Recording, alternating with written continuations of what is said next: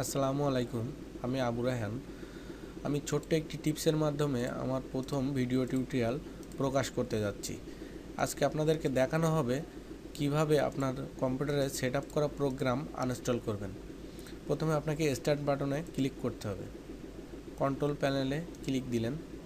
তারপর আপনার এই যে পুরো প্যানেলটা আসবে, এখান থেকে আপনাকে প্রোগ্রাম অপশানটা খুঁজে বার করতে হবে। এই যে এটাতে আপনি ক্লিক দিলেন।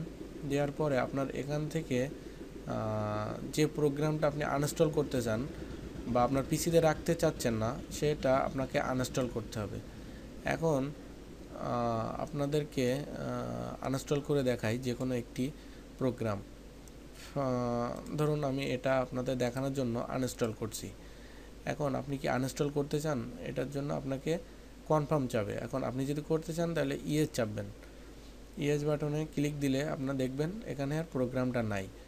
এখন আপনি যদি স্টার্ট মেনুতেও দেখেন, এখানেও কিন্তু আপনার ওই প্রোগ্রামটা আর খুঁজে পাবেন না, কারণ এটা আপনার পিসি থেকে ডিলিট হয়ে গেছে বা আনইনস্টল হয়ে গেছে। এখন আপনাকে যদি ওই সফটওয়্যারটা আবার দরকার হয়, এর জন্য আপনাকে আবার নতুন করে পিসিতে ইনস্টল করতে হবে।